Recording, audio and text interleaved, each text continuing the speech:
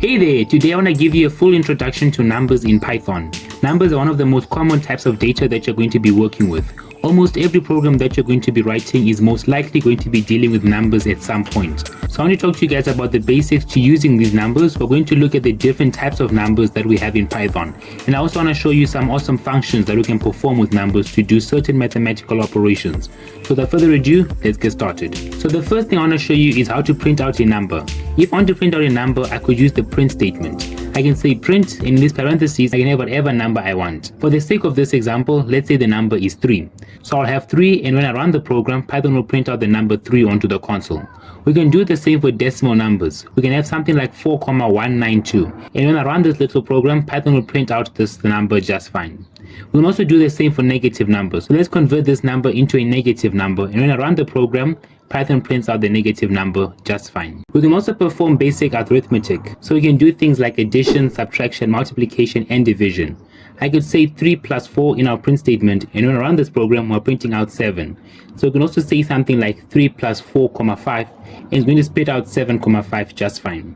If I want to make more complex mathematical equations, we can use order of operations, otherwise known as BODMAS or BIDMAS. Let me show you what I mean. In these parentheses, I'm going to say 3 times 4 plus 5. And what Python is going to do is going to multiply 3 and 4 together, and that will be 12. Then it's going to add 5, and that should give us 17.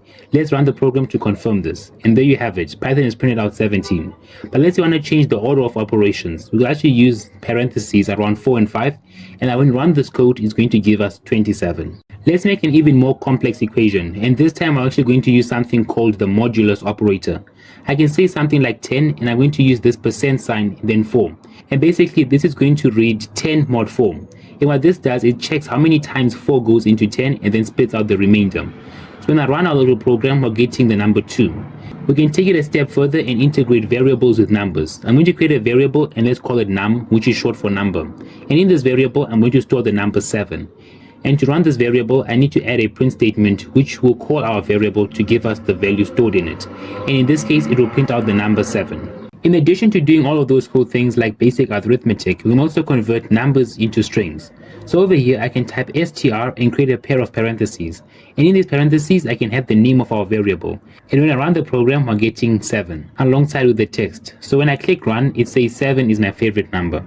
If I was to get rid of this str and try and run this file, Python is going to have a problem with this, and it's going to give us an error message. So whenever you want to join a number and a string, make sure that the number is in the form of a string. There's actually a bunch of different math functions that we can use in Python. And a function is basically a little collection of code that performs a specific task. So I'm going to show you some of the most common functions that you'll be working with. The first one is called ABS, which is short for absolute value.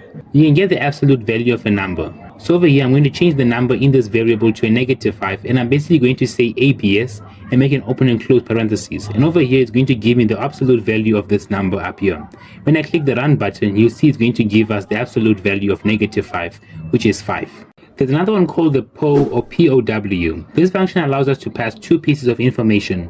The first number will be a normal number, and the second number is what you want to square that number. So I could say 3,2, and basically it's going to give us 3 raised to the power of 2. So it's going to be 3 squared, and that should give us 9. There's another one called the max function, and this function basically tells us which number is bigger between the 2 numbers. And in this case, it's 6 because 6 is the bigger number. I can also use another function called the min, which does the opposite. Instead of printing out the bigger number, it's going to give us the smallest number. In this case, it's going to give us 4. Another function is called the round function. And basically, this is going to round the number. It follows the normal rounding rules. So if I give it a number like 3,2, it should give us 3.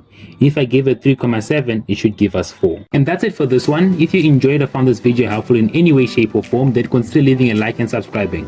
Turn on post notifications to be the first to know when I upload a new video. Also, if you have any constructive criticism or any questions or anything, comment them down below. And until next time, thanks for watching. Peace.